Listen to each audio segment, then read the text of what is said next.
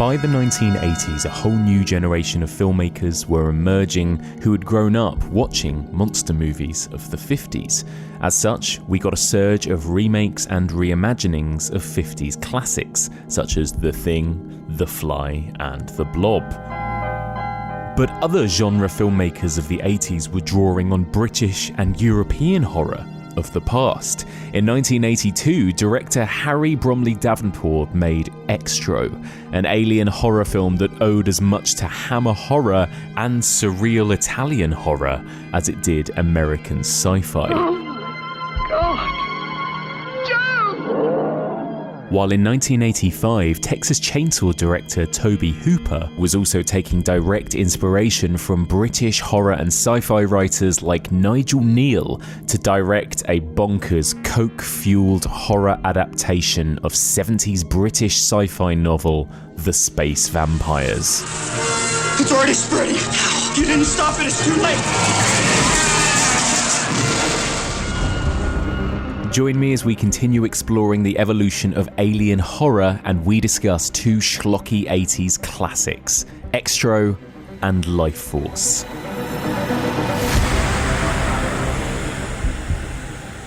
Welcome back to the evolution of horror. My name is Mike Munzer, and as ever, I am your host. If you're tuning in for the first time, then welcome. In this podcast, we explore and dissect the history and the evolution of the horror genre by looking at particular subgenres one series at a time. We are currently in our 7th series exploring the evolution of alien, sci-fi, and cosmic horror, and this is part 16. This week's episode is sponsored by $20 Patreon subscriber Eric J. Stone, and in this week's episode, as that intro suggested, we're going to be looking at two little, I suppose, relatively lesser known 80s gems. That's Extro from 1982 and Lifeforce from 1985. Both of these discussions will be spoilerific. I would urge you guys to watch both these movies before listening to our discussion, because these discussions really won't make any sense if you haven't seen the films. Plus, these movies are absolute bangers. Both need to be seen to be believed. So, joining me to discuss these two schlocky 80s classics, well, who else was I going to get to join me for these two movies? It has to be host of 80s Schlock podcast, Brain Rot. He's also a longtime friend of this pod. He's been with me a lot recently on Patreon as we have been enduring every single Hellraiser sequel together, which has been quite the task. Welcome back to the podcast, Stevie Webb. Hello, Stevie. Hello, mate. How are you doing? I'm very good, thank you. How are you? I'm awesome. Yeah, I'm very well. It's lovely to have you here, not talking about a Hellraiser film. We did it. We did it. Oh my God. At the time we're recording this, we just finished our 10th Hellraiser discussion. And, wow. You know, oh my God, I cannot actually stop laughing still at that video clip I put on social media of My you meltdown. just absolutely losing your mind talking about how much you hated something about one of those films. I know. It's just I really amazing. fell at the last hurdle there because I'd made my way through these and it was such a feat.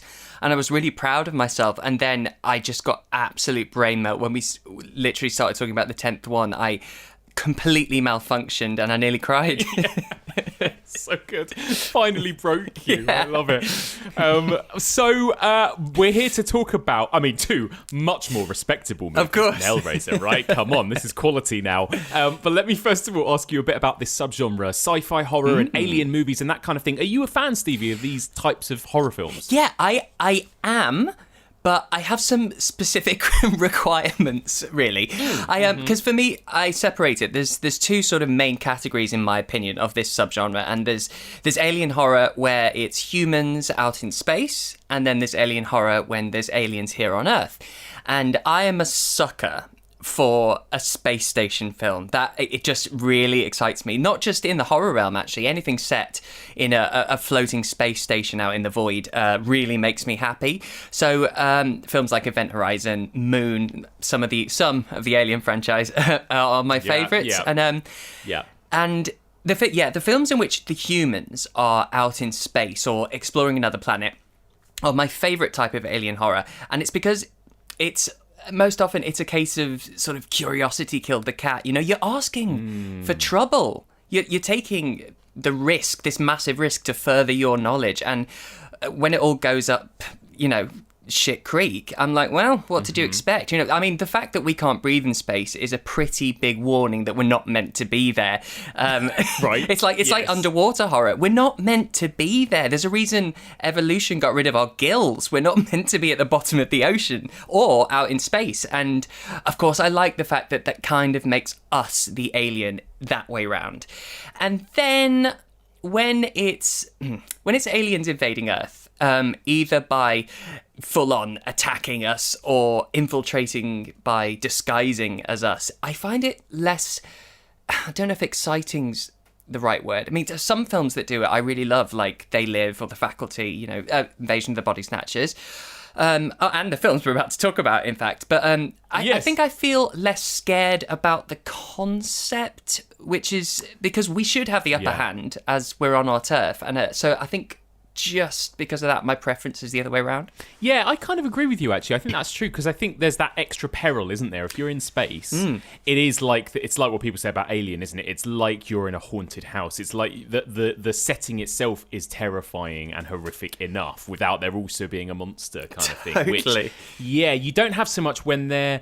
So many alien films set on Earth as well become quite large scale. I think where I lose interest sometimes, we'll talk about this maybe a bit with Lifeforce, but I think where I lose interest a bit sometimes is when it becomes so big that it's like, oh, now we've got like the army and the air force involved in this kind of what I want to be a kind of small scary horror movie, which I'm similar to you. I like that less because I find that less scary, I suppose. Yeah, and that's, I mean.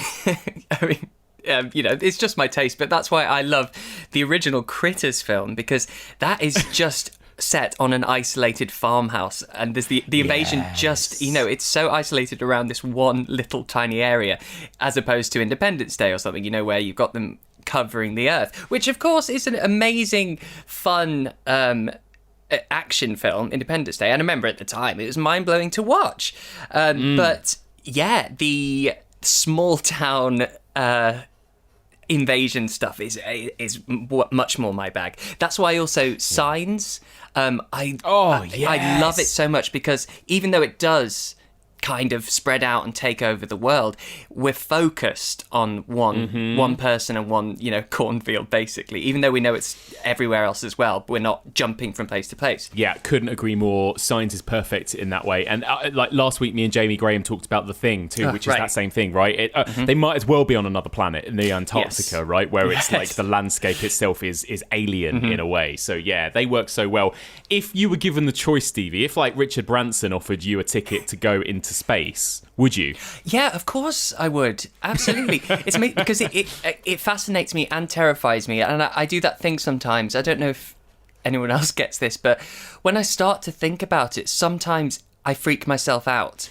Yes, in terms of just how big it is. Yes, stuff. the expanse of it. I start to get a little bit, and I feel suddenly a bit insignificant and very small, and I go, no, but there must be a stop to it, and then my brain, well, you saw when I malfunction what happens, and so I have to stop myself thinking about it. But would I go out there? 100%, and that is just, I think that is inherent thirst and greed for knowledge that we have. We have to be superior. We have to know all the answers. And so that, I think it's just a natural human trait that we have. Yeah. I think I'd almost rather go into space than I would drop down to the bottom of the ocean. I find that scarier. Oh my God, yes. Do you know what Definitely. I mean? I'm watching that horrible BBC drama at the moment set on a submarine, Vigil, and I'm like, no, who in the right mind would go on a submarine? I would rather be on the Nostromo in Alien, I think. Yes, just stay on this level. Don't go up, don't go down, people. Yeah, exactly.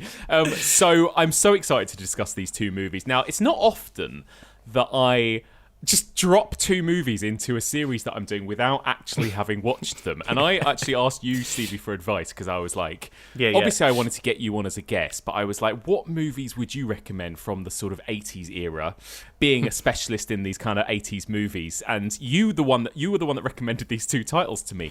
And I'd heard about them, but I had never ever watched them. So I put a lot of faith in you, Stevie, because I was like, I'm sure there'll be a good, interesting chat. I'll wait until the week we record and give them a watch. And oh my God, I have so many thoughts. I'm so excited to discuss them. Did I do you proud? Oh my God, so proud. And I do think it's a great duo because they are so different yet so similar on so many respects. Because I think watching Extro and Inseminoid, I think they're not different enough. There was this whole feast of in sort of cosmic horror that centered around aliens impregnating humans, and it was very icky cosmic exploitation. That's what I like to call it. There was Inseminoid, Galaxy of Terror, and all these other ones. And so to just have another one that was on that level, I thought, well, what's the point in that? So I thought throw in Lifeforce, because I think it should be Lifeforce is better covered on this rather than a vampire series. Agreed. I 100% agree. And what I love as well about, which I didn't really realise until I watched them both, was obviously Toby Hooper made Lifeforce, but how British both these movies are. It's absolutely hilarious. It's got that, both of them have that quaint, old-fashioned Britishness that I really loved as well. Absolutely. Both of them have elements of Hammer-inspired Hammer-inspired genre there. Yeah. And also, they both feel like 70s British sci-fi, I think. I think especially Lifeforce, that feels, it goes down the Doctor Who path. And it does, absolutely. It really does. Very, like you say, Hammer horror, Doctor Who, Quatermass, it's all of that stuff, which is not what I was expecting from Toby Hooper, so that's really exciting. Right. But first of all, we've got to talk about one of the most weird things I've seen all year, and I can't wait to discuss. Let's talk about Extro from 1982. Tony's father has been away a long time. Now, he's coming home. Extro has returned. Once a man, he is now something more than human. Indestructible, ever-changing, evil. His mission, to avenge, to possess, to destroy. Why did you come back? I came back for you. Oh my God. So, Stevie, set us up. Give us a little plot synopsis of Extro. Yes, first of all, I'll say both of these films are like 2 long public service announcements about the effects of drugs. It's so true. Oh my God, it's so true. Yeah. So this is my attempt at a little Extro synopsis. So, young Tony believes his father Sam was abducted by aliens. His mother Rachel believes he just up and left them.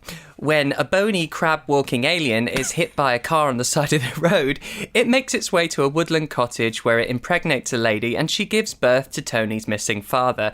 Clearly a changed man, Sam gives his son's neck a good suck and transfers some alien powers onto him, meaning anything he can imagine can be manifested, whether it be a giant murderous G.I. Joe or a living life-size version of his toy clown.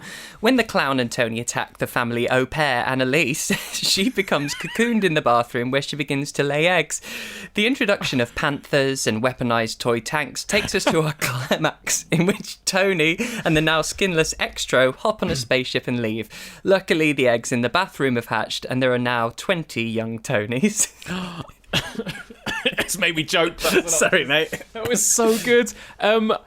I loved this film so much more than I was even expecting to. I thought at best I will think it's like campy, stupid fun. I absolutely loved it. Like, I already want to watch it again. I thought it was spectacular. Tell me your relationship and history with this film, Stevie. I saw this.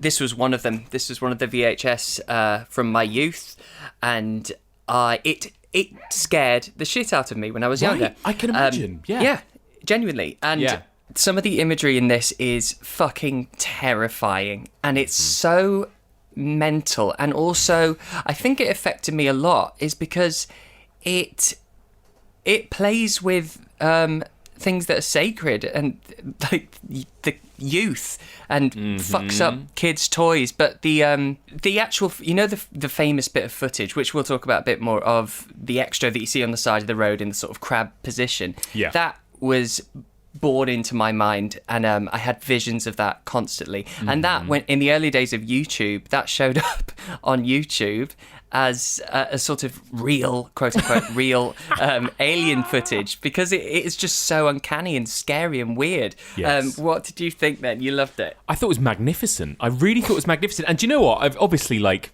I'm an adult now. I didn't find it scary as such, but there was something so weird about it. And I did keep thinking, if I had watched this as a kid, it would have 100% given me nightmares. Because, for one thing, it's about a child, right? And it really does play on, like, these children's fears. Like you said, you know, there's stuff to do with their toys. Weirdly, you know, on your podcast, Patreon, we recently talked about Dolls, right? Stuart Gordon's Dolls. Even parts of it reminded me a bit of Dolls in that regard. Same. But yeah, there's fears of kind of parent abandonment in there. There's also just really gruesome, horrible stuff going on, and really weird. Like, what is with the weird clown guy? Like, there is some really weird stuff in this. And I think I just had no idea what to expect. I had seen the poster for it. I had seen that image of that alien. And I didn't know that alien was basically only in the first 20 minutes of the film, really. And then it's like, absolutely anything goes. Let's have a clown, a G.I. Joe doll, a Black Panther. You know, let's have a woman giving birth to a full-blown man. Let's have eating snake eggs. Everything. What I loved about it is just, like, not a minute went by when something... there was not a minute that went by where something weird didn't happen, you know, 100%. or entertaining or interesting. I thought all of the characters were really interesting because they were so weird.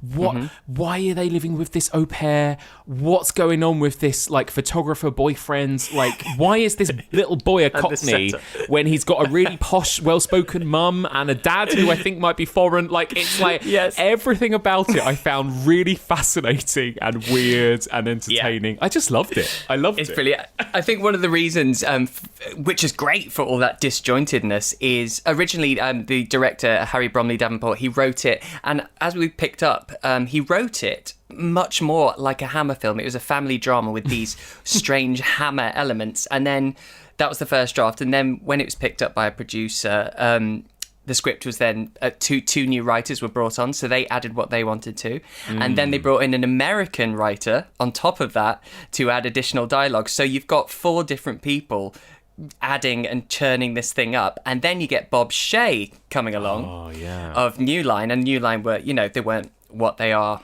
now, and they hadn't had Elm Street at the time. So he wanted to get on board, and so he put up half the money, and he wanted to make it go down the sort of phantasm route and make it a little more out there and a little more strange compared to the majority of the sort of sci-fi horror content that was out there. And as I said, there was this slew of exploitation sci-fi with all these, you know, alien rape. There was a lot of that going on. Absolutely. And so Bob Shea then obviously churned it all up again, so there was lots more rewrites, and so you get this mental, it's great for that reason, mental, nonsensical, batshit film. And I think there was a story that at one point, because the director, Harry Bromley Davenport, he's British, and so he didn't naturally lean into the exploitation side of things. He was a bit more shy and reserved about it, like, oh no, we can't ask her to do that. And he had lunch or dinner with Bob Shea during filming, and Bob Shea said, we need ass, this film needs some, you know, tits and ass. And so he was like, yeah, we need to see that French girl naked. And so Harry, the director, he hated that, and but he left the notes that he'd taken at dinner with Bob Shea on set.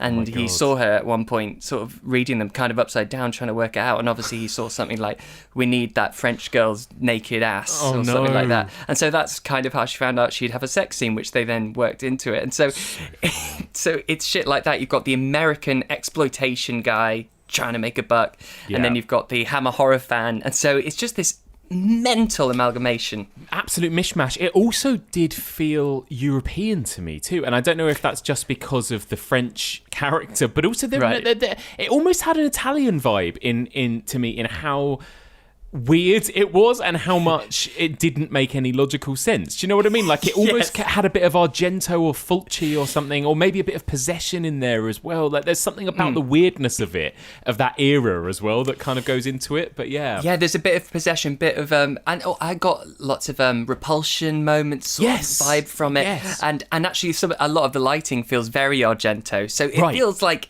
this is just so many different inspirations thrown into one fucking thing. And then, as we said, we've got these mental sequences of like a giant G.I. Joe. So the G.I. Joe bit, or the Action Man, and the crab walking Xtro, it was this duo called Tick and Tock. Oh my God, amazing. And they were kind of mime artists, and they did dinner theatre, like they'd perform at like posh restaurants in this sort of cabaret. And it was obviously at the time when the robot was really cool to do, so it's that sort of jolted robot moving. So that's what he's doing when he's the Action Man. You can see he's like doing the robot, but this was all fresh, and so they got these two mime artists. But they weren't treated well. Like that Extro costume, on all fours.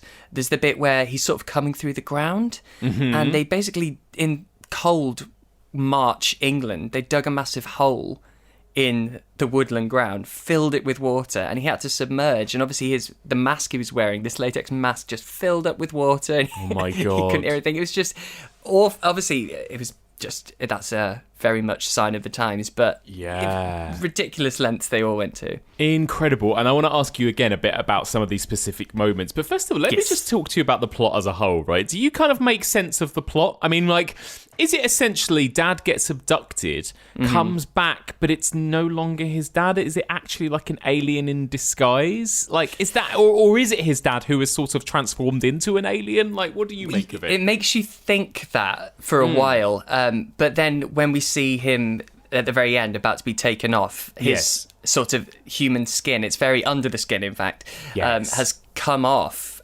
and we see this blackened sort of skeleton Extro, but it's not the alien we saw at the beginning on all fours. Yeah. So I don't know is the answer. No, bonkers. And but it kind of works because, again, there's something about it that feels to me, and this is actually links into Phantasm a bit. This is one of the things I really liked about Phantasm, is that it feels like you're watching a child's nightmare. Like, almost like the whole thing could be taking place in a kid's head or in a kid's dream. You know, like a little boy dealing with the trauma of his dad leaving, essentially. Yeah. Like, coming up with this, like, story in his mind almost, right? That is almost what it feels like to me, particularly how it's obviously all of the things that are in his bedroom that come to life that end up killing people and that kind of stuff, you know?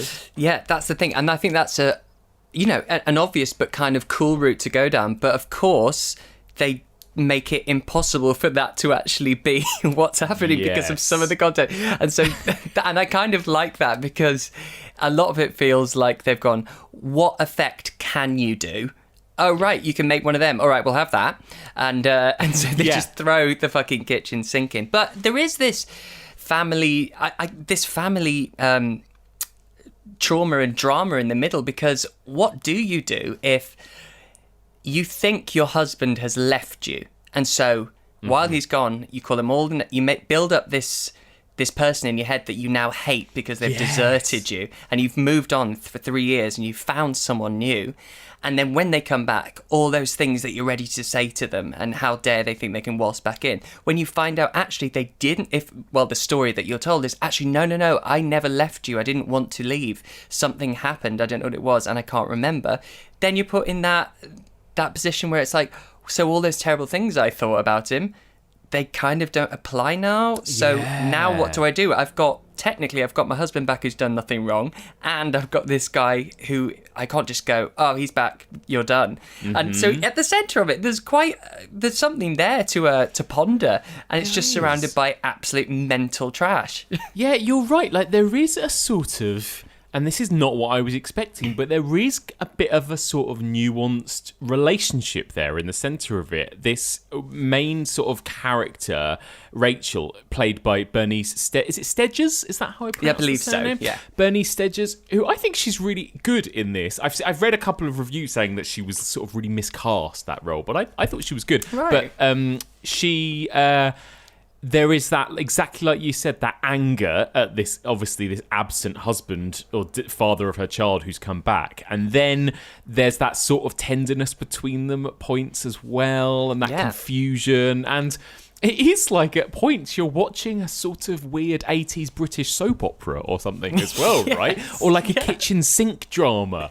And again, that wasn't what I was expecting from this. But again, I was really into it as well. I really enjoyed all of those moments, you know? Yeah, I mean, I was absolutely, you know, I wasn't blinking when you have this dinner scene where it's her husband, her current boyfriend, and the fucking au pair. And I was like, what? How is this conversation going to go? And it's great. It's like, you're there, you're in it. It's an EastEnders moment. Yeah, it really is. It really is. And her new boyfriend seems kind of nice, and he's sort of as understanding as he can be initially, right? Totally. I mean, considering the circumstances. Yeah. Yeah. I mean, he's done nothing wrong. And as you say, usually you'd maybe have the stepdad figure as unlikable, but you know, he really wants a relationship with the boy. Yes. And he's totally understanding when he comes back, because technically also it is his house and now he's back and it's awkward, but he's totally understanding, and he's giving her the space and time and allowing, you know, not really kicking up a fuss that she's spending a lot of time with her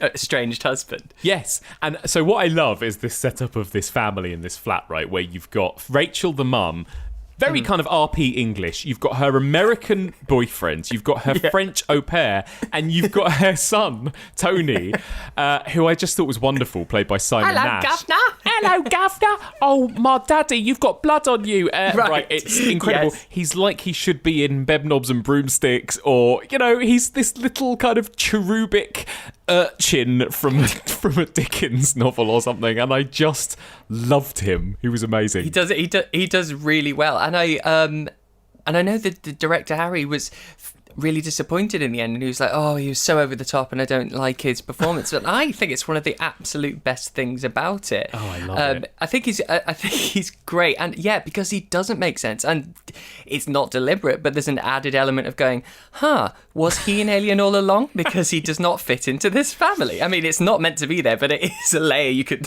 read into. Well, that's it, and he's not. I suppose, you know, you could argue that he's not a naturalistic actor in the way that maybe the other people in that house are.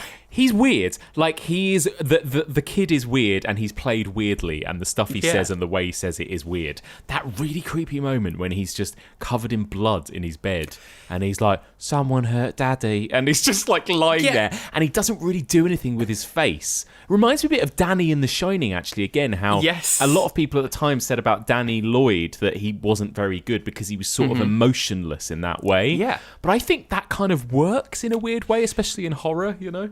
Totally. That's a very strange moment that we never really get explained why he is absolutely drenched in blood in bed. And and he says some creepy things like, "Daddy sent it to me. It was all sticky when I woke up." And you're like, "Oh, Jesus, what's happening here?" Yeah. But again, that's just something they obviously were like, "Oh, wouldn't it be shocking if she pulls back the covers and he's drenched in blood?" Yes. Why? Doesn't matter. Doesn't matter. It's true, though. It worked. What do you think of the au pair and her Annalise and her role in this movie? It takes you a moment. I forgot about her, if I'm honest. And then watching it, I was like, hang on, who's that again? And then I was like, of course, it's the live-in au pair, who is a French actress but speaks perfect English and is putting on a French accent. Oh, wow. Because it's a good French accent, if that makes sense. Right. Yeah. But that must be really annoying. Like, you worked so hard to lose your accent completely, and they're like, "Oh, can you do that accent? Can you do that French thing?" Exactly. Yeah. Very strange. It's bizarre. And I mean, no offense to all the posh people out there, but I always find it strange the thought of it, a live-in au pair. Yeah. It is weird. No, and I think she's mesmerising, though, and gorgeous and really nosy, and I love that she's actually really shit at her job. Like, they can't get her out of bed, and she's lazy.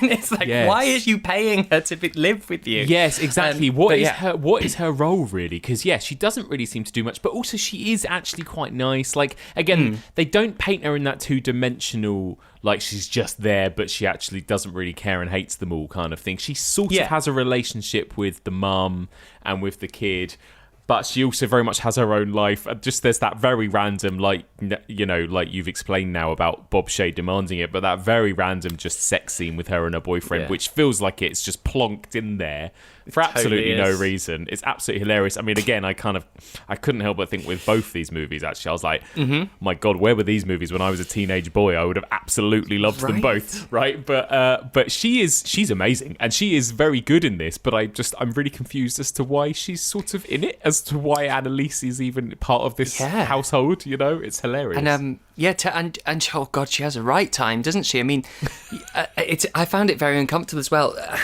The two skin-sucking scenes are... I felt very uncomfortable. They both involve that child, and it's very weird. Yeah. One, it's a father sucking the skin on the neck of the boy, and then having him have to do it to her stomach. And I don't know if... And it looks like he's sucking, but also pushing something in. It's very odd. And then she becomes like this vessel, this sort of queen cocoon with the eggs come out of. I mean, it goes a bit kind of xenomorph or something, doesn't it? But in a really weird way, the way she's cocooned and sort of laying eggs or something. Yeah, it's very, the actual very actress strange. was up there for hours, and they built in a bicycle seat, which is famously one of the most uncomfortable. You can't call it a seat. No. One of the most uncomfortable things to sit on. And so a bicycle seat is what they fixed up in there for, and she was up in there for hours. Oh, bless her. Oh, my God. And I suppose that's why she was there, as just basically another victim in this story at some point later on down the line, right? But fascinating. What a fascinating Speaking of setup. victims, yeah, I'd love to know your thoughts on. I just literally call her Blonde Lady in the Cottage. Blonde Lady in the Cottage. What? I mean, this is the thing, right? So this was going to be I was going to ask your face you about, then. What on earth? So this is the next thing I was going to ask you about. It's about the monster itself, right? So maybe we should talk about that before we get to Blonde Lady. But this bizarre monster, and you'd have seen it if you've even seen the poster for this film, really, right? But the alien that a couple kind of hit with their car at the beginning, right? And then the guy sort of goes to investigate its body in the woods, and then it sort of shoots something out of it into his face and kills it. And like you say, it looks like this kind of person sort of doing a sort of crab position, you know, with their legs out. It's a very weird thing, isn't it? Very uncanny and strange. But what do you think of the general kind of alien design in this? It's well, as I said, this is what sort of traumatized me as a kid. It's actually so simple, because it's not even as difficult as a crab when you know how it's done. Because imagine just lying flat on your back and your hands by your sides, and as you're going to get up, you know, your hands aren't back over your head. You just literally lift it, and then letting your sort of what's this called? Your pelvis drop down a bit, so it's got a strange curve, and then sticking on a head facing the other way. It's technically simple, but it is the scuttle movement when it backs off from the road. I just think it's brilliant, and as we said, you only see it at this one moment, and I want to see it throughout the whole thing. But then that's, I guess, why it works, because you don't get bored of it. But I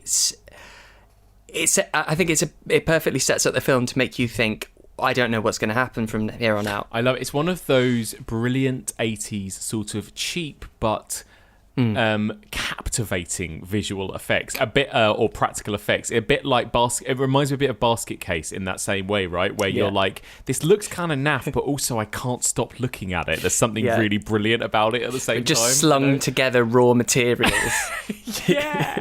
And had somebody kind of growl and make a face. You know, and that's right. And what about the way that it kills that guy in the woods as well? Like, what was that? It just shoots something out. Something of his we face. never see again. Yeah. It's like it's got a sharp snake's tongue and just slices under both of his eyes, and that kills him. It's bizarre, but I wouldn't change it for the world. And so I'm trying to think what. Because now I'm thinking through it. It's also got this funnel. Obviously, we see it in a minute. This funnel thing that. No, I can't even. Yeah, is it basically doing a bit of a xenomorph facehugger type thing, right? Is it got that almost like sort of gestation thing where it comes down in one form, it impregnates this poor woman through her mouth, so that it can then give birth to itself, basically. Is that sort but of in the form of the person that they abducted. Yeah, just a human being. And this is also something I found absolutely hilarious. Somebody tweeted me about it, but when the guy is, born, one of the first things that his wife says to him is, "Oh, you haven't shaved, or you need to shave," or something, which I thought, A, is hilarious, because the first thing she said to him after 3 years of being missing, but also, he looks clean-shaven. He doesn't even look like he's got a beard. It's, he looks perfect when he comes out of there. Like, his hair perfect and everything. Yes, that's right. Absolutely hilarious. But yeah, that was an astonishing scene, wasn't it? That woman getting attacked. The birthing scene, and then the birthing scene.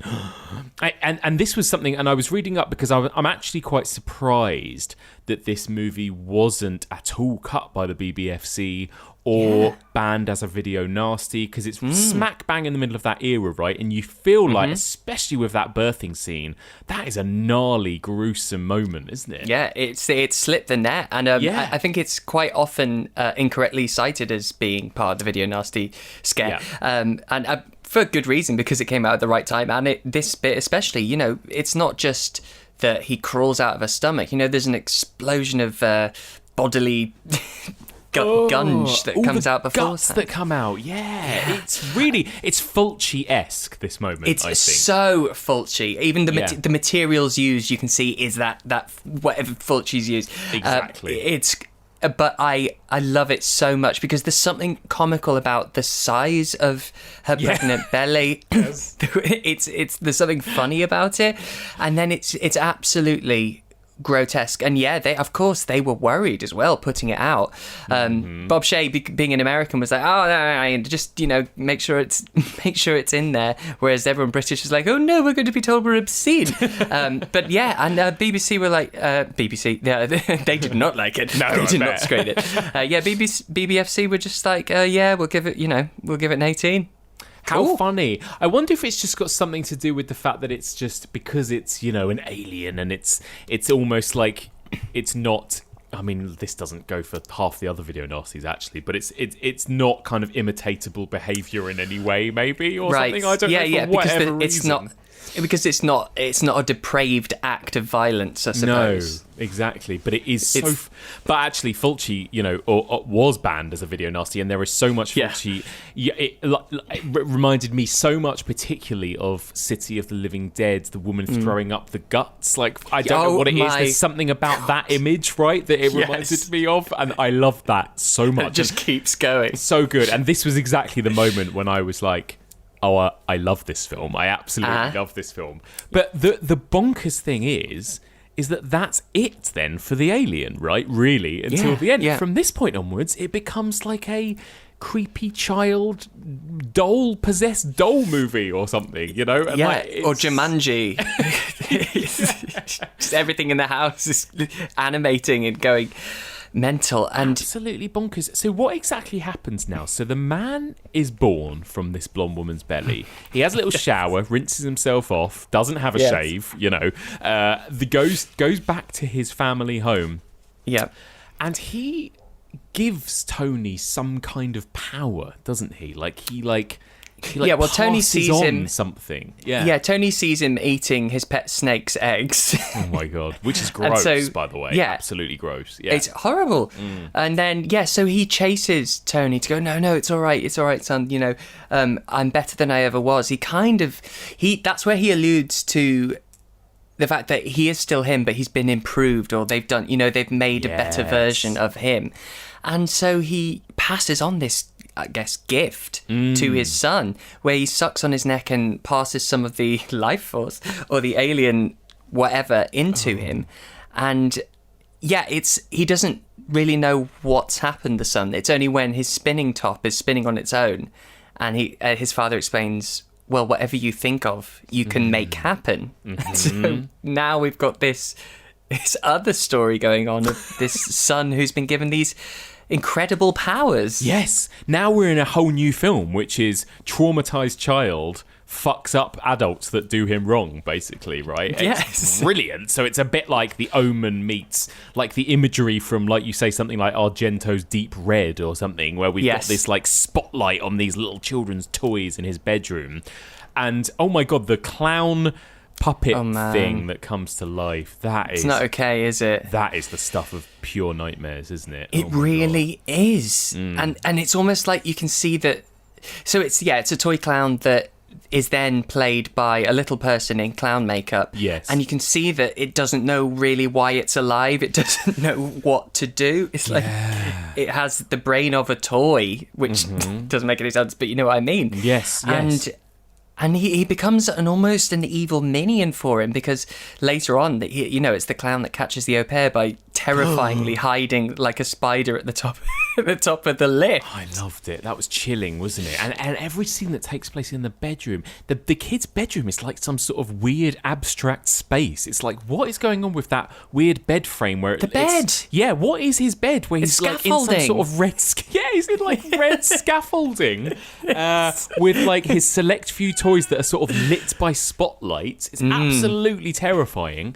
And he's got a pet snake. A pet snake. And we should talk about the kill, the G.I. Joe killing the old lady downstairs, shouldn't we? Which is astonishing. Yeah, and this is it's revenge, this bit, because his snake is loose and it's climbed through his floor, which is her ceiling, down the light and into her salad that she's preparing. So what she does, knowing it's his pet snake, is takes a meat tenderizer and bashes the snake up, bags the remains in it's like a sandwich bag, and takes it upstairs and goes, this is just Sons and Rachel. She's not like, oh my god, it's a bag of blood, that's what's left. She just goes, he's probably going to be a bit upset. I know. And takes it to her. It was amazing. I love that Rachel just accepted, like, this is the snake that's now mush. Because I kept thinking, oh my god, that snake, maybe he's going to make the snake evil, and that was going to be the snake was going to kill the lady. No, she just bashes it to death, takes it back upstairs. Loved that. And then, of course, yes, this is what triggers the anger in poor Tony. With his new powers. With his new powers, sends his G.I. Joe action figure down to kill her. And again, ridiculous as it is, there's something kind of creepy about this moment, isn't there? I don't like it. And as I said, even with those, he's basically doing the robot, and it's got this, plasticized cherub-like face, a bit sort of Valentine, which we've discussed. Yes. And these just jolted, limited movements because, not using the joints in his elbows and stuff like that. And it just kind of marches around for a bit, being a bit scary before it properly kills her. It's just sort of like in the hallway having a little march with its gun. And I also love this whole sequence where she hides under the sofa. And then it's her own fault. It's so stupid. He catches her because she reaches out for a chocolate. Like there are some chocolates on the floor that she's knocked over, and you just see her hands reach out from under the sofa to grab a chocolate. So he then kills her. This is the thing again about this film, like tonally. What is it going for here? It's absolutely bizarre, isn't it? I just loved it. Loved it. This whole section especially, you don't feel safe because you're like, I don't know what's coming next because this is not where I was 10 minutes ago mentally. Yeah, I'm now having to suspend my disbelief in a completely different direction. And as you say, this almost comical moment where she wants chocolate so badly, she risks her life and ends up getting killed. Yeah. We've gone from like sort of Fulci-esque alien body horror into now, like we said, like Stuart Gordon demonic toy territory. It's full moon. It's such a strange thing. I love it. What a weird scene.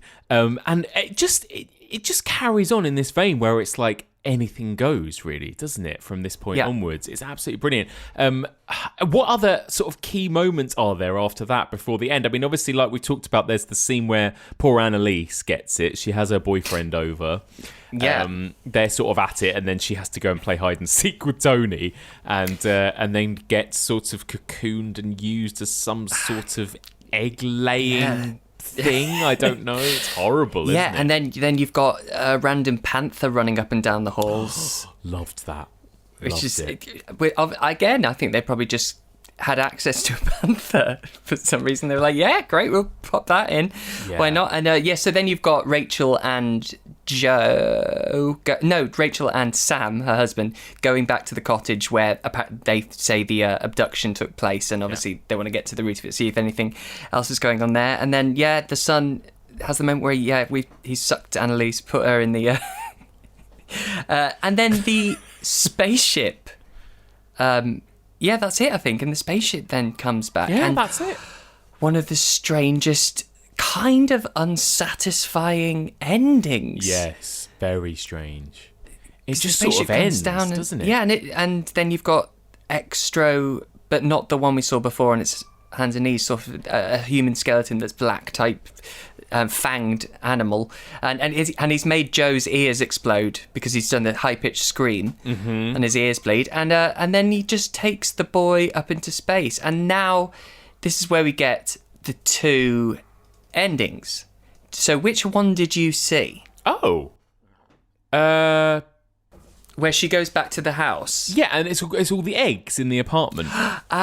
Okay, so right, that's one of the endings, and I watched the international version. So there's that ending, which is kind of a bleak ending. She goes back to the house, and it's all the eggs. Yes. And then they made an alternate ending, which is the one I watched today. Oh, yes. Which is a slightly happier ending, where she goes into the room, and there are about 20, all the eggs have hatched, and there are 20 Tonys, little boys, and there's about 20 of them. But obviously, it's not a special computer effect. They've got a mould of his face, and they've stuck it on loads of other children, and it's terrifying. Oh my and God, she's I need to pregnant see this again, ending. and it's everything's kind of carrying on for her. And she's... Yeah, so you need to look that up. Wow. It's meant to be the happy ending, but it's fucking terrifying. That sounds absolutely terrifying. I love it. It's not often I use the term... I don't like to bandy around the term pure cinema, Stevie, but this film is pure cinema. It was so good. I loved almost everything about it, honestly. I'm ready to watch it again already. And I am shocked. I mean, obviously, I'm not shocked that it wasn't well received and didn't do well at the box office Right. because it's so weird and grimy and, But I am, in a way, shocked that even a lot of horror critics at the time, like Alan Jones, gave it a super kind of mediocre to bad review, and people just really didn't take to it. And I think even now, people, like I tweeted last night before recording this that I was watching it, and some people were like, "Oh, that is why are you covering that? It's a terrible, terrible movie." I really don't understand. I don't even think it's so bad it's good. I think it's genuinely great, this film, I loved it. I'm actually with you in that, but of course I would be. I mean, of course, I get it. It's of course not everyone's going to see what we see in it. No. Even if you don't like crappy B movies, I think a lot of people will be like, there's something about this film. I was thoroughly entertained throughout. I have some images that I'll never forget. The thing is, no matter how it looks and how shoddy certain parts are, it's well made. It's very competently made, I think. I think it is too. I feel like, Harry Bromley Davenport kind of understands what he's making, I think. That's the thing that I love about it. This is something that we talked about a lot with some of the best and worst Hellraiser films, right? Is that with some of the better ones, at least you kind of felt like there was somebody trying to make a film that they wanted to make, Yeah. And I feel like with this, he, for whatever it is, he's got a vision in his head and he's realised it on screen. And even though it doesn't make... And this is what people love about certain Italian films. That's why I made the Italian comparison in a way. Because even though it doesn't make logical sense, it still, for me, kind of works cinematically, Yes, the cat has suddenly become a panther. Fine. Visually, I thought that was incredible, even though it didn't make any logical sense. Moment. Yeah. Yeah, I think there's even one moment where it's not the house anymore. It's walking just down this sort of heavenly white corridor. Yes. And just as an image, as you say, that feels very Italian, like one of the Italian masters. And I know you and I, especially like Fulci, we love all that. And I think it falls in that category where you either get it or you don't. Yes. that sort of that Italian style. I've got to just finish by reading some of the reviews at the time, right? Because they are hilarious. Please. Roger Ebert gave it 1 star, obviously. He called it ugly and despairing, completely depressing, nihilistic film, an exercise in sadness. It's movies like this that give movies a bad name, is what Roger Ebert said about it. Stephen Hunter for the Baltimore Sun called the film the slimiest, wormiest, most nauseating film to come oozing into Baltimore, and a film that was almost wholly incomprehensible. I love it. I mean, people really, they didn't just not like it, they hated it. And again, I'm kind of, am I surprised? I don't know, but it just, I feel like this movie in some ways, I feel like, where was this film all my life? I kind of feel like, yes, I know it is actually a bit of a cult classic that has probably just passed me by a bit, but also I feel like it should be more of a cult classic in a way. I don't know. And the 2 sequels, I've actually only seen the second one, but again, it's just, I don't even think they're technically related at all, but it's again, just, it stays on that batshit level that I think you will enjoy. And I know what you mean. It's not on, I think it's now on Prime, so more people seem to suddenly be seeing it and talking about it. Yes. And it's going one of 2 ways. People are either like, what the fuck is that G.I. Joe about? And other people are like, oh my god, that's the best thing I've ever seen. Of course there's a G.I. Joe. Yeah, I mean, and plus, it's only 80 minutes, right? It's 80 minutes. It's got aliens, it's got creepy dolls, it's got killer clowns, it's got snakes, it's got everything. It's got a woman giving birth to a fully grown man. Come on. What's not to enjoy? It's the antithesis of E.T., and I love that the, one of the taglines used was, not all extraterrestrials are friendly, which is great. And I love that. And again, this is something we talked about with The Thing last week, but obviously this was 1982 as well, same year as E.T., this kind of year of sci-fi, and alongside Blade Runner, The Thing, and E.T., we got Xtro. Incredible. Incredible. Boom. Hello everybody, it's Mike here, just interrupting this week's episode momentarily to thank this week's sponsor. That's $20 Patreon subscriber Eric J. Stone. A huge thank you to Eric for all of your kindness and generosity. Eric sent me a message this week saying, "Hello Mike, I'm just about to listen to The Thing episode, and the only thing I can compare it to is how I felt as a kid on Christmas Eve. Also, I do have something to plug. In addition to being a huge horror fan, I'm also a musician and composer. I've released music in the past which included songs that were influenced by horror movies, but in October I'll be releasing my first EP consisting solely of music inspired by some of my favourite horror movies. Each piece of music is an homage to a specific movie. In addition to being my first completely horror-themed EP, it's also my attempt at orchestral composing. Up to now, I've mostly released prog metal albums. Anyway, it's called Sounds of Horror Volume 1 under the artist E. John Stone, and will be available on all streaming platforms on October 15th. Fantastic. And Eric finishes with a question here. Any chance of a series on monster movies in the future? Yes, Eric, absolutely. We will be doing a lot of monster movie coverage after this series. Spoiler alert, we will be exploring all of the classic monsters.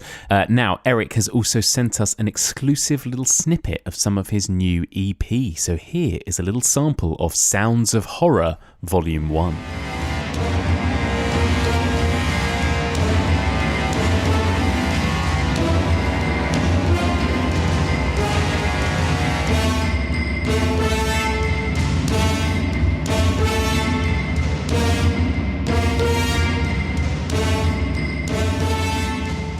I love it. Excellent work, Eric. So that's called the Sounds of Horror Volume 1 under the artist name E. John Stone, and it will be available from October 15th.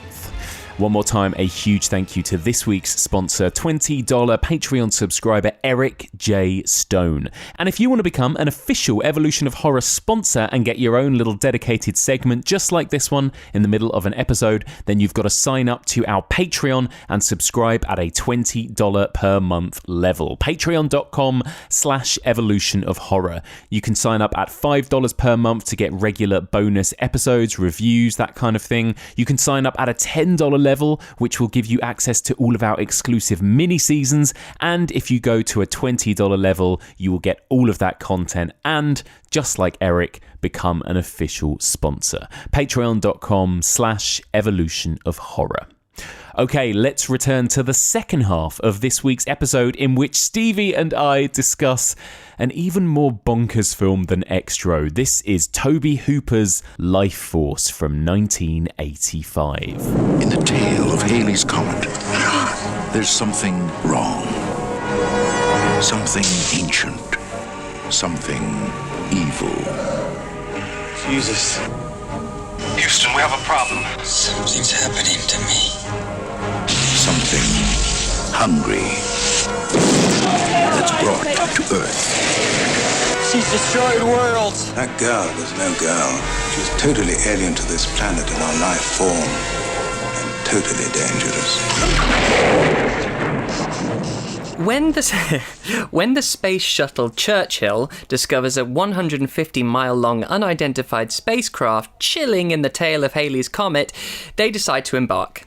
Inside, they find dehydrated bat-like creatures and 3 perfectly preserved human bodies in translucent coffins.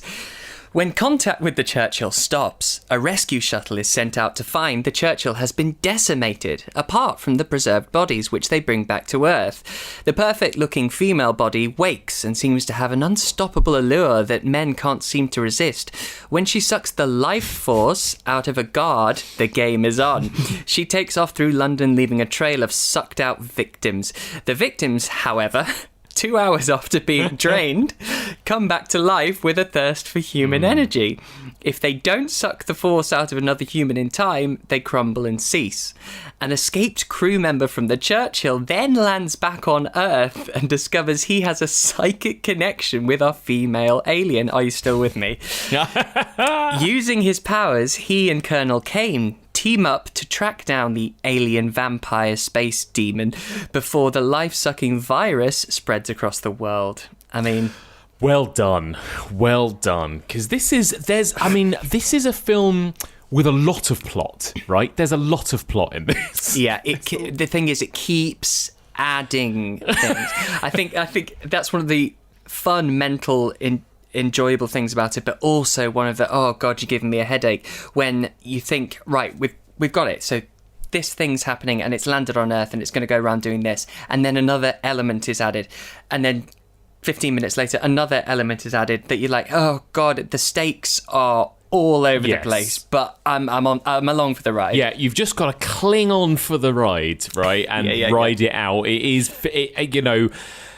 Tobe Hooper, bless him, he was on a lot of cocaine, right, during this. Like, exactly. It feels like he is like, I've got to make every film imaginable in this one film. It is vampires, it's zombies, it's apocalypses, it's aliens, it's like everything you can imagine thrown into this like little weird monster movie. It's brilliant. Yeah. It's a sweaty coke dream, this whole thing. It's and also what didn't help is it's Canon Films, who just before this had run into financial trouble, and then these 2 Israeli cousins called Golan and Globus bought it for like $500,000. They were like, hey, I want to make movies. Let's make a fucking shit ton load of movies, basically. And they had tons of money and sort of divided it quite sparingly, and so just commissioned heaps of films, and then they didn't know really how to make them. So this got a super big budget, and there was no particular time constraint. I mean, it was supposed to shoot for 17 weeks, which already is insane, but it ended up taking 22 weeks. So I think without constraint and Tobe Hooper and gallons of coke, it just gave him the time and money to go, I need to do more. It's a real film, isn't it? Yes, it is. It's a total yes and film. And apparently he wore the same black leather pants, black leather pants and leather jacket for the whole filming. And he always had a Dr. Pepper and a cigar in the other hand. And when either ran out, someone just replaced it. And so he was just this coked up mess. Loads of it was unusable because apparently he didn't walk, he scuttled everywhere, and he was really jittery and irritable and not difficult to work with, though. Apparently just like super like hyped like a Duracell bunny. Yeah. And had no concept of time, and would go into the production office and go, right, come on, let's shoot. And they'd be like, it's going to take 3 hours to set up this shot. And then 10 minutes later you'll come in and go, right, let's go, let's shoot. And they'll be like, okay, we still need nearly 3 hours. So I think that explains a lot of it. It does. But also gives it something. It's like, a lot of my favourite Stephen King books were written when he was off his face. Absolutely. This film has so much energy, doesn't it? It has like similar in a way to what I was saying about Xtro. Yeah, exactly. It just feels like it never slows down really for a moment. It's like if you turn your eyes from the screen, which I did a couple of times, you then have to rewind back because it's like, oh my god, there's been some major plot development already in the minute that I look down at my phone, because something is always happening in this film, and there are characters, millions of them. I mean, I'll be honest, I got a bit confused by all of the millions of men in suits in this. Like, there is just like an entourage of like government white men. Military middle-aged white men. Even looking at the cast list, it's like Colonel Tom Carlson, Colonel Colin Kane, Dr. Hans Fuller. It's like an insane amount of people, an insane amount going on. But yeah, because of that, it's like, it's not boring, is it? And it crosses genres a lot. And there's something incredibly epic about it. Yes. And something we were saying earlier about, the fact that the containment of it does start to spread. That's when I do think it starts to become a little less enjoyable. Yeah. And it becomes more of a bird's eye view apocalyptic film. Yes. When it zooms out, basically. But also, it's just so many cooks in this, because I was trying to find out who did which effects and certain things, and like on IMDb, in just the special effects department, there's over 100 names, and I was like, Jesus. Wow. So, and it's obviously the kind of films, they're like, yeah, just get everyone on board and throw this money around. Oh my god. Well, that's the thing. I mean, Tobe Hooper was a legit studio filmmaker by this point, right? Obviously, he had directed Poltergeist, which was a huge success. Obviously, he collaborated with Spielberg. Yeah, Funhouse. So this isn't, and I watched this literally back to back with Extro. When this starts, you're like, oh wow, this is like a proper film. Like this is like a big studio film. Patrick Stewart's in it. It's like, oh my god, this is proper. And starts off with on that space station and everything, and you think, oh okay, this is really like this is a big story, a big scope, like you say.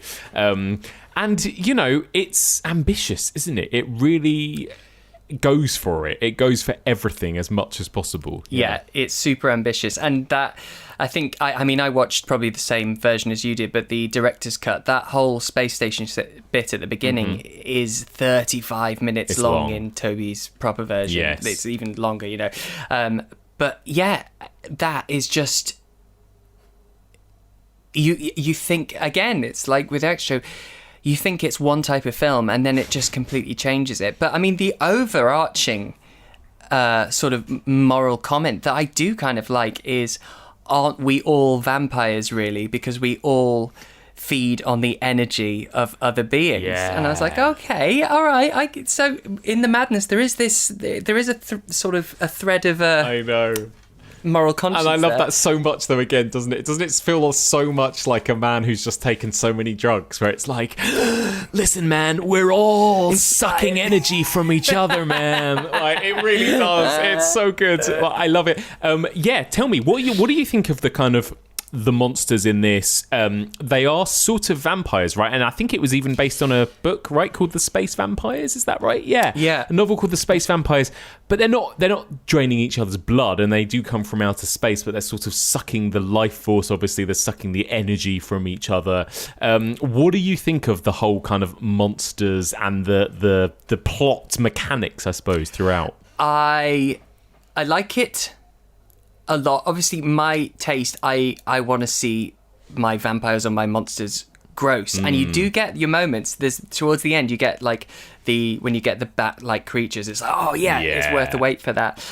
But the horror of this isn't what the vampire / monster looks like. It's what the victims look like afterwards. Yes. And that for me is just fucking great. And this came out the same year as Return of the Living Dead, and it's scarily similar.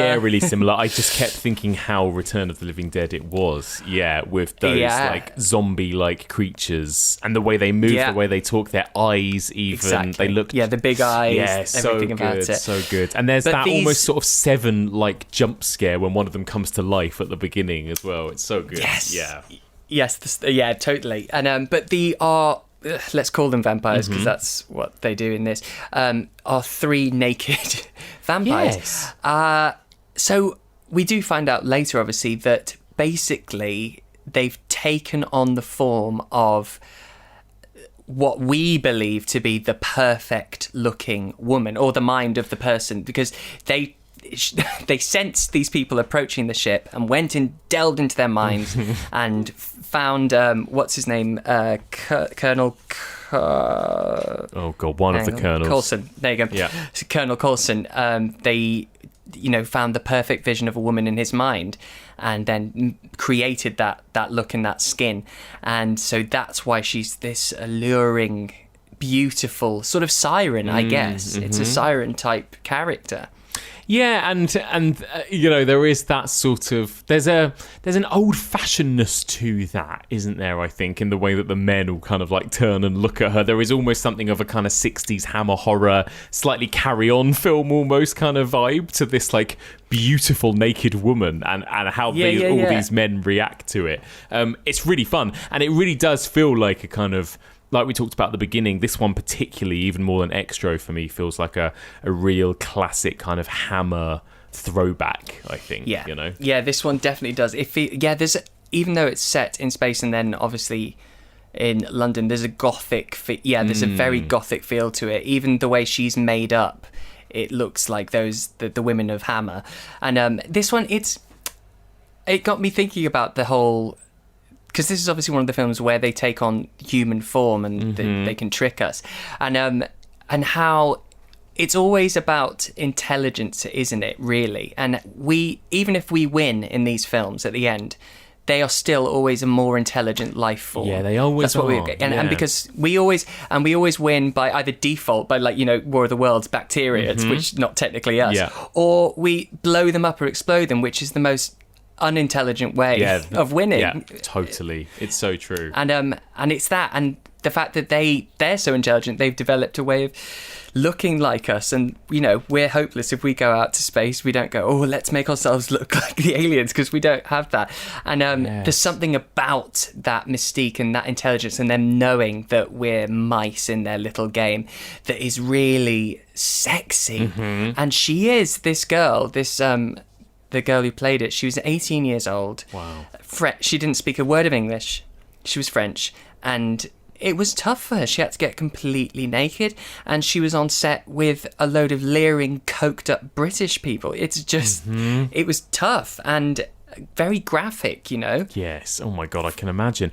And what exactly does she do? She sort of, because to begin with, she drains life forms entirely, right? And then, and I might be getting this wrong, but is it something where she sort of drains people, but not completely, so that she can sort of jump from body to body? She can sort of hide inside other people, almost, basically, right? Yeah. If she doesn't fully fully drain them, then yes, she can take on their body, and then they don't become in 2 hours one of these ashy life force sucking zombies. Yes, it's good, and I guess that. It's when they layer the stuff like that, when suddenly they start adding sort of rules, and then there's another rule, and that's where I go a little bit like, oh, this is really muddy.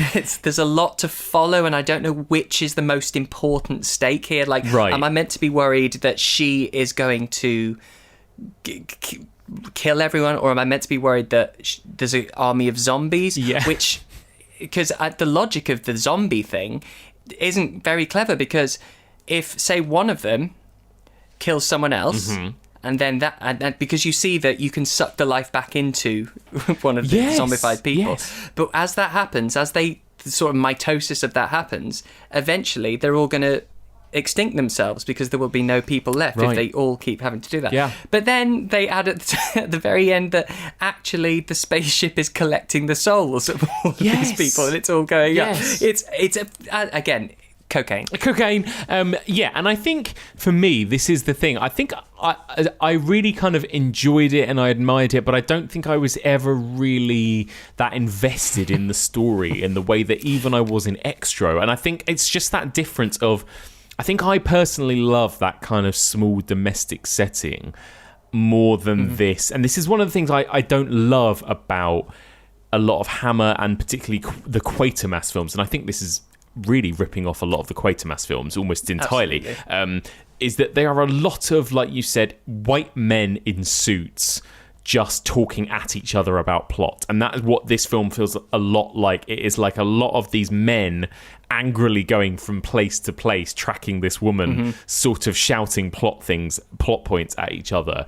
And for me, that doesn't make for a good, compelling horror film necessarily, you know? I noticed from your door, Dr. Flada, that your area is biochemistry. But I understand your real interest is... Death, Colonel Kane. Correct. Thanatology is the name for it. Death for you, Colonel, is a bureaucratic problem. Who did it? When? Why did they do it? A problem to be solved, am I correct? And for you? Well, I'm fascinated by death itself. What happens as we die, when we die, what happens after we die. You mean life after death? Yes. Is there? What? Life after death? Do you really want to know? No.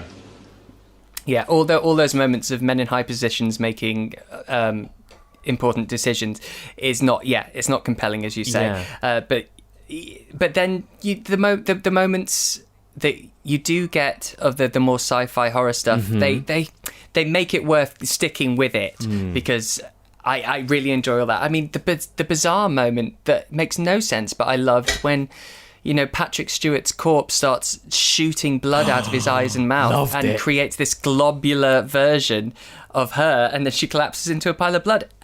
For what? Loved it. It's brilliant. Loved it. Actually, I Patrick Stewart was a highlight, right? Like his little moment when he turns up, and then that whole thing where they think they're going in to see that patient, you know, to inject him. It's a ruse. And then they inject Patrick Stewart and he starts screaming and all of that I thought was really fun. Again, didn't really know what the fuck was going on at this point, but I was happy to just follow along and go with it, right? But a lot of acting.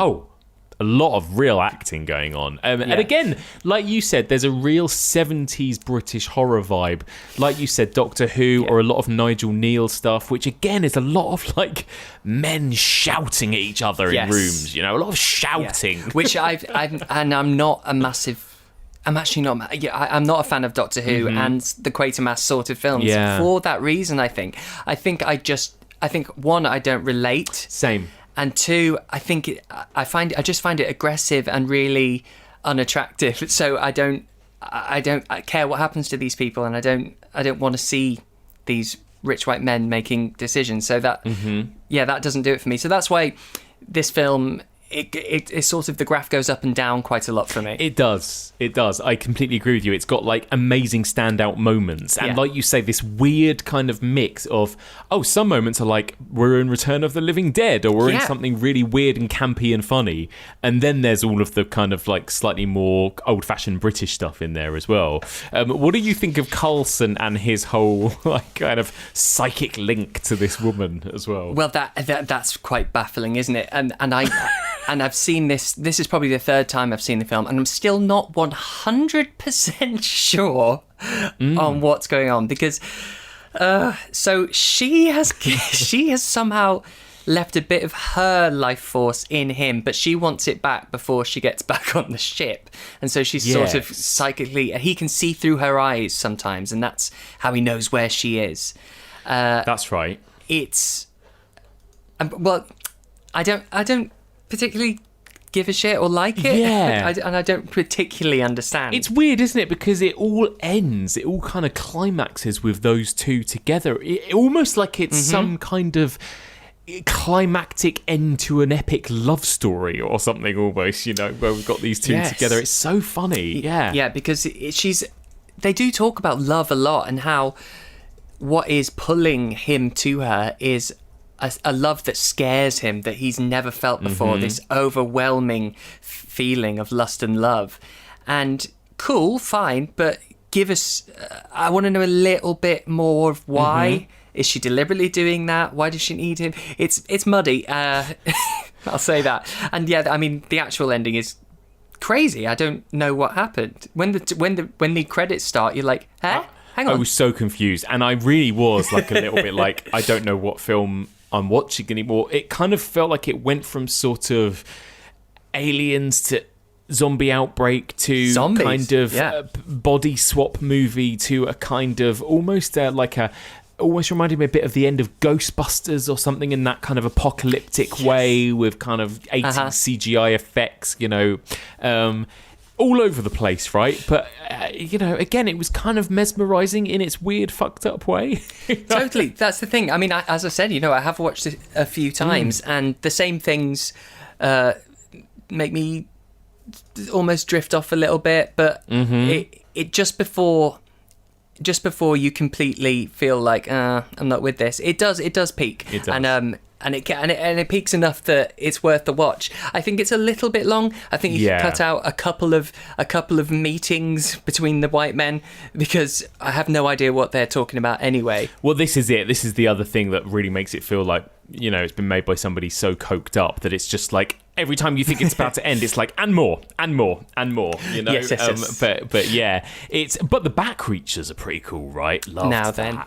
Then that is what a fucking set piece. Because you kind of see it in one of his dreams, but you don't fully. You're like, whoa. And we've seen them suspended sort of in the air, frozen or burnt, but we don't see them properly at the very beginning. Actually, that whole beginning I love in this. It's very 2001, and some of the camera choice angles are just. And also, I mean, obviously, one of the writers on this was Dan O'Bannon, but there is almost a kind of alien H.R. Giger kind of feel to that ship at the beginning, with the creatures suspended, but we don't really understand what they are and why they're there. I loved all of that. Yeah. And inside, everything's got a sort of organic vibe to it, like the way it's built. Yeah, I did love all that, all the sort of Giger stuff. And then so we get a proper monster moment with the giant fucking bat, monster alien bat at the end, and it's great. I mean, for someone like me, I was just like, Me too. And it looked really good. And this is the other thing about it, is that, like, again, like we said, this is a movie that had a bit of money behind it. It had like proper talented people behind it as well. Yes. Doing the effects, doing the all of that kind of thing. And yeah, there are just moments like that when you think, wow. And I was like, wow, how has this movie sort of passed me by? Because it is. Because it's epic. It is epic. Yeah, it's properly epic, isn't it? It's a mess, but it's epic. Yes, I really enjoy that. There's just little moments, because there's actually, I think the character's name is Falada. I can't remember. So like that. Yeah. But he has like a famous line from it before he kind of explodes into blue light, where he goes, "Here I go." But there's a bit where his face is sort of bubbling, and it's a bladder effect. And they used Durex. They stuck condoms on his face and then put all the prosthetics over. Oh wow! And then pumped air through it. But they used the wrong glue apparently with the prosthetics, so it actually dissolved all the condoms, so they had to do it all again. Oh my god, I love it. Just one of those stories. But again, because everyone's coked up and doesn't care, and there's money and there's no time constraint, it was just like one of those things that got the time for it. That's it. Throw it in there, see what happens. Basically, it really does feel like that kind of a film, doesn't it? Chuck it in, see how it works. And basically, and I mean, a lot of this was obviously from the book, because we do bring in the suggestion that these creatures are where the mythology of what we believe are vampires comes from, led through, not through their heart, but through their energy field below their heart, and all this sort of stuff. Yeah, and there's even a comment about like classic vampires, bring the earth with them, and they're sleeping in their coffins and all this stuff. So it's like the characters themselves are even kind of aware of vampires and vampire mythology as well, right? In this, yeah, quite. It's kind of a hot mess, but yeah, it's super enjoyable, and I think it's a good double bill because it shows two very different styles around the same time. Absolutely. And they're both sort of British American productions. They both have a bizarre French girl in them, so yes, I thought very linked. There really are quite a lot of similarities. It's so true, and I think on the whole, British. I suppose, actually, no, what I'm about to say is completely wrong. I was going to say we don't necessarily think of British cinema with sci-fi. Of course we do, because of Doctor Who and because of some of those early stuff. But I think at this era in particular, we were so engulfed in all of the Alien movies, The Thing, E.T. and everything else, Blade Runner, all of these big American pictures, that it's cool to see these weird little, very British sci-fi kind of stories, that are just unapologetically bizarre as well. I love it. I love it. I'm very much into it. Didn't do well at the box office, and it lost in a head-to-head battle against Ron Howard's Cocoon, and of course it lost. It lost against Cocoon at the box office, and again it got pretty generally bad reviews. Not as bad as Xtro, but I think people generally saying it tries and it fails at a lot, essentially. Which Yeah, but it's one of those movies. It's now got a lovely Arrow release, hasn't it? And I think again, judging from what I've seen and from when I sort of from my own Twitter sphere and that kind of thing, people do really love this film. I think it's got a lot of fans. A lot of people really get behind it, don't they? Yeah. This was I didn't see this when I was younger. I only first saw this as an adult from a recommendation from someone who said, I think you'll really like it. And I mostly do. Yeah, it's fun, isn't it? I mean, it's not. It certainly doesn't feel like a kind of bland by the numbers sci-fi movie.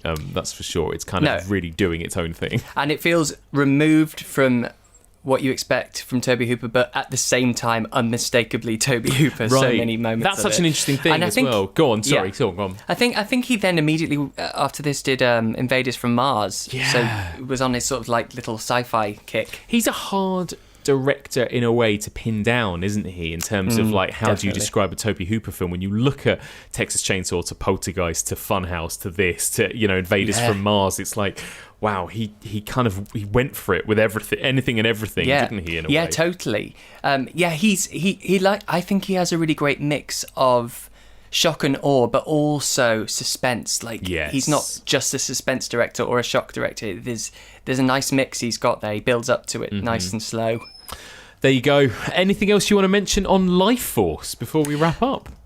No, I think it's great. I mean, I know I have to be honest and say, it's not constantly enjoyable, but it's very much worth a watch. And I think it's a nice little double bill with Extro. Oh my god, I loved it. Honestly, I've you to thank, Stevie, but I had such a fun double bill last night watching those two. I literally watched them back to back with a few drinks, and it was what a fun time, and Extro in particular, I'm so excited. I'm going to revisit. I'm going to show it to people. What a great, weird, bizarre little movie. Wicked. So there you go. Well, mate, thank you so much. As ever, it's been such a pleasure. I've got to ask you, last question, what's your favourite alien horror movie? Oh, shit. Under the Skin. Oh, I didn't know you were a big fan of that film. I mean, it's incredible. It might be. It's and there's actually quite a few similarities with this one, with the woman, I do think it's a masterpiece. It is a proper masterpiece. Again, talking about pure cinema, right? And just like what Jonathan Glazer just does with music and images in that film, and barely any dialogue in a way. It's like incredible. Yeah. Before it existed, my favourite was Alien, but I actually think Under the Skin may have tipped it for me. I love it. Excellent choice. Well, Stevie, thank you so much, and you'll be back, I'm sure, very soon, and you'll be back on Patreon very soon as well. But in the meantime, also let people know where they can find you and more of your stuff out there. Yeah, well, you can find my personal shit at Mr. Stevie Webb on the socials, and my podcast, Brain Rot, an 80s horror podcast, looking at the slightly tackier B-fare that came out of the VHS era, like Extro. On several times. Yes, exactly. I'll probably have to do the sequels now that we've covered this. Got lots of fun, exciting guests on there, and it's That's it. That's all I've got to say. Yeah, that's brain rot. Yeah. I love it. Stevie, thank you so much. Thanks, mate. And that's it for this week. Thank you so much for listening, and a huge thank you once more to this week's guest, the brilliant Stevie Webb, my very good friend and fellow Dream Warrior. And if you're a Patreon subscriber, Stevie will be popping up again very soon because we've got loads of exciting stuff to discuss and cover in the month of October. So please do get in touch. What did you think of this week's episode, and what do you think of these two strange, weird, schlocky little movies? I know Xtro seems to be quite a divisive one, even from what I've posted on social media. Some people love it, some people absolutely hate it. I would love to hear your thoughts. Please get in touch. The email address is evolutionofhorror@gmail.com. You can also find us on Facebook, Twitter, Instagram, and Letterboxd. And if you want to discuss this week's episode and anything else horror related with fellow listeners, then join the discussion group. That's the Evolution of Horror discussion group, and you can find that on Facebook. You can find all previous episodes and seasons of this podcast on our website, evolutionofhorror.com. On our website, you'll also find our merch store. We've got a few hoodies and t-shirts left, although they are selling out. So if you want to grab yourself one, head on over to our shop, evolutionofhorror.com/shop. You can find this podcast on all the usual podcast platforms, and if you get a second, I would be so grateful if you could spare a minute to drop us a little rating or review on Apple Podcasts, which really helps us get discovered by new listeners. So, onwards to next week, and similarly, we've got another double bill of schlocky 80s alien classics. Next week, I'm going to be joined by two different guests. Jen Handorf will be back to discuss a movie that traumatized her as a child, Killer Clowns from Outer Space from 1988. But before that, I'll be joined by a brand new guest. The brilliant Lucy O'Brien will be here to discuss Kiwi horror classic Peter Jackson's Bad Taste from 1987. Both these reviews will be spoilerific, and both of them will be hilarious discussions. Join us next week for all of this and more on the Evolution of Horror.